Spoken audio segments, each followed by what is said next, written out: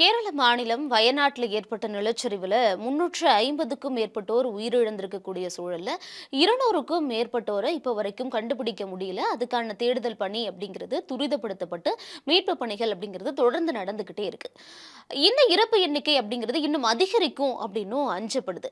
இப்படி கேரள வயநாட்டில் நிலச்சரிவு ஏற்பட்டதுல இருந்தே பல அதிர்ச்சி அளிக்கக்கூடிய சம்பவங்களும் மனதை உலுக்கக்கூடிய நிலைய காட்சிகளையும் நம்மளால பார்க்க முடியுது. இதுக்கு இடையில மனிதர்களுடைய மனிதாபிமான செயல்கள் நம்மளை நெகிழ வைக்கவும் செய்யுது. இப்படி கேரளாவுக்காக ஒவ்வொருத்தவங்களும் மக்களை காப்பாத்திரணும், நிறைய பேர் உயிரோட மீட்டு கொண்டு வரணும்னு கடவுள்கிட்ட பிரார்த்தனை, அவங்களுக்கு பிடிச்ச ஒரு விஷயத்தை செஞ்சு ஒரு ப்ரே பண்ணிக்கிட்டு இருக்கக்கூடிய ஒரு சூழல்ல சிலர் வயநாடு தொடர்பா தேவையற்ற வதந்திகளையும் மனதை புண்படுத்தக்கூடிய குரூரமான சில விஷயங்களையும் சொல்றது இப்படியும் சில மனித பிறவிகள் இருப்பாங்களா அப்படிங்கிற ஒரு எண்ணத்தை நமக்கு ஏற்படுத்தி இருக்கு அப்படின்னே சொல்லலாம். இந்த கேரள வயநாட்டில் இந்த மாதிரி நிலச்சரிவு ஏற்பட்டிருக்கு அப்படின்னோடனே இந்த வயநாடு சம்பந்தமான வீடியோஸ்க்கு கீழே கமெண்ட்ஸா இருக்கட்டும், இல்லைன்னா அவங்களுடைய சமூக வலைதள பக்கத்திலேயா இருக்கட்டும், சிலர் ஒரு சில விஷயங்களை சொல்லியிருந்தாங்க. நிலச்சரிவுக்கான காரணம் இதுதான் அப்படின்னு. அதுல சில ஆக்கப்பூர்வமான விஷயங்கள் இருந்தது. காலநிலை மாற்றம் இருக்கு, இதுக்கு முன்னாடி எச்சரிக்கை விடுக்கப்பட்டிருந்தது, நிறைய அறிக்கைகள் வந்திருந்தது, மத்திய அரசு எச்சரிச்சிருந்தாங்க. அதுக்கு முதல்வர் பினராயி விஜயன் இல்லைன்னா சொல்லியிருந்தாரு. ஸோ இந்த மாதிரியான காலநிலை மாற்றம் தொடர்பான ஆக்கப்பூர்வமான விஷயங்கள் அப்படிங்கிறது வெளிவந்திருந்தது. இதுதான் நிலச்சரிவுக்கு காரணம்னு. அதை யாருமே தவறான ஒரு விஷயம் அப்படின்னு சொல்லல. இனிமேலாவது சரியான முறையில் நம்ம முன்னெச்சரிக்கை நடவடிக்கைகளை பார்த்து இது மாதிரி பாதிக்கப்பட்ட இடங்கள்ல இருந்து மக்களை அப்புறப்படுத்தணும் அப்படிங்கிறதா எல்லாருடைய ஒரு கருத்தாவும் இருக்கு. ஆனா இன்னொரு பக்கம் பார்த்தோம் அப்படின்னா அவங்க தான் அந்த குரூர மனப்பான்மை கொண்டவர்களா இருக்காங்க. வயநாட்டுல ராகுல் காந்தியை தேர்வு பண்ணினாங்க இல்லையா அந்த மக்கள், அதனாலதான் நிலச்சரிவு ஏற்பட்டு இப்படி அவங்க எல்லாம் கஷ்டத்தை அனுபவிக்க வேண்டிய ஒரு சூழலுக்கு தள்ளப்பட்டிருக்காங்க அப்படின்னு பாஜக ஆதரவாளர்களும், இல்ல 3வது முறையா பாஜக தானே ஆட்சிக்கு வந்திருக்கு, மக்கள் அவங்களுக்கு ஓட்டு போட்டு தானே ஆட்சி அமைச்சாங்க, அதனாலதான் இயற்கையே இந்த மாதிரியான இதெல்லாம் மக்களுக்கு ஏற்படுத்துதுன்னு காங்கிரஸ் ஆதரவாளர்களும் இப்படி அரசியல் சம்பந்தமான கருத்துக்கள் அப்படிங்கிறது இருந்தது. அது இல்லாம முல்லை பெரியாறுல தமிழ்நாட்டுக்கு தண்ணி கொடுக்கல, அதனாலதான் கேரள மக்கள் இந்த மாதிரியான கஷ்டங்கள் எல்லாம் அனுபவிக்கிறாங்க, தண்ணியே அவங்களெல்லாம் அடிச்சுட்டு போயிடுச்சு, இந்த மாதிரி கமெண்ட்ஸ் எல்லாம் இருந்தது. இதெல்லாம் நம்ம மதிக்கவே வேண்டாம், ஒரு பொருட்டா எடுத்துக்காம ஒதுக்கிடலாம் அப்படின்னு பார்த்தாலுமே இன்னொரு பக்கம் என்ன பண்றாங்க அப்படின்னா 2020 கர்ப்பிணியா இருந்த ஒரு யானை மலப்புரத்துல நடந்த சம்பவம் நம்ம எல்லாருக்குமே தெரிஞ்சிருக்கும். அன்னாசி பழத்துல வெடி வச்சு அதுக்கு உணவு கொடுக்குறோம் அப்படிங்கிற பேர்ல கர்ப்பிணியா இருந்த அந்த யானை காட்டு பகுதியிலேருந்து வெளியில உணவு தேடி அலையும் போது அந்த அன்னாசி பழத்தை யாரோ ஒரு மர்ம நபர்கள் கொடுத்திருந்தாங்க. அந்த அன்னாசி பழத்தை சாப்பிடும்போது அந்த யானை ரொம்ப வலி மிகுந்த அந்த வெடி வாயிலே வெடிச்சு பல ஒரு வார காலம் நினைக்கிறேன் அது வாயில் அந்த வெடி வலியோடையே அந்த புண்களோட தண்ணிக்குள்ளேயே நின்றுகிட்டு இருந்தது. மருத்துவர்கள் என்னென்னவோ ட்ரை பண்ணாங்க, இருந்தாலுமே அந்த யானை உயிரிழந்துருச்சு. அது உண்மையாவே மிகப்பெரிய ஒரு துயரமான ஒரு சம்பவம் தான். அந்த மாதிரியான ஒரு விஷயத்த ஒரு நல்ல மனப்பான்மை படைத்த எந்த ஒரு மனிதரும் பண்ண மாட்டாங்க அப்படிங்கிறது தான் உண்மை.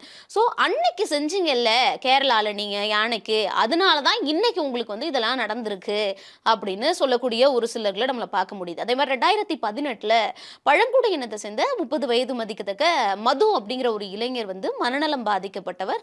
அந்த மலையோரம் காடோரம் இருக்கக்கூடிய பகுதிகள் எல்லாம் உணவு கிடைச்சா சாப்பிட்டுட்டு அப்படியே ரோட்ல திரிஞ்சிட்டு இருந்தார்.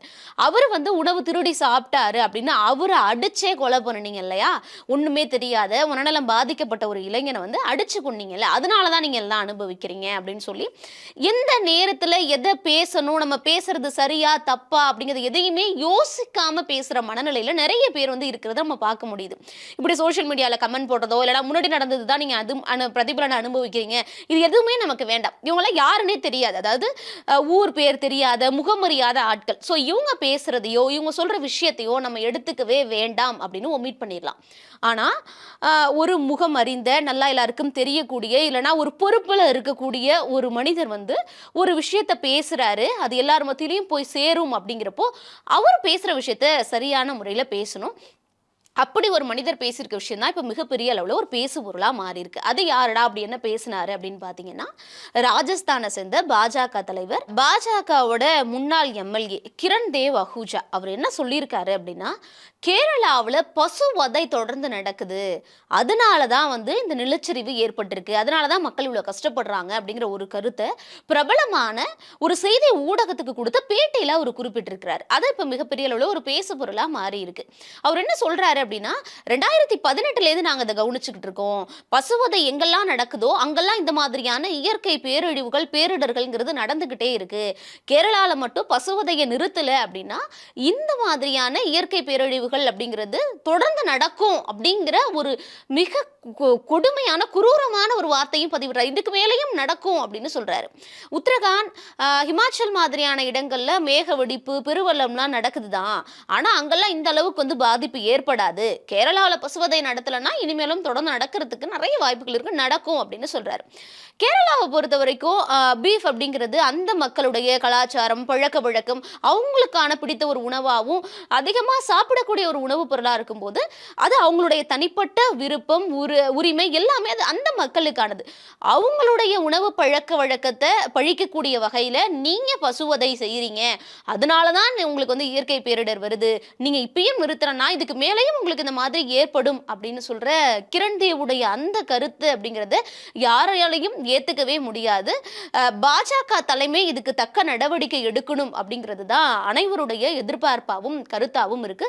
இன்னொரு மிக முக்கியமான விஷயம் என்ன அப்படின்னா, கேரளால இவ்ளோ பெரிய ஒரு துயர சம்பவம் நடந்திருக்கு. இப்ப வரைக்கும் ராணுவம் உட்பட அண்டை மாநிலங்கள்ல எங்க பார்த்தாலும் மக்களுமே வந்து மீட்கக்கூடிய பணிகள்ல அவங்களால முடிஞ்ச உதவிகள செஞ்சுட்டு இருக்காங்க. ஒரு பழமொழி சொல்லுவாங்க, "உதவ முடியலனாலும் உபத்திரம் பண்ணாம இருங்க" அப்படின்னு சொல்லி.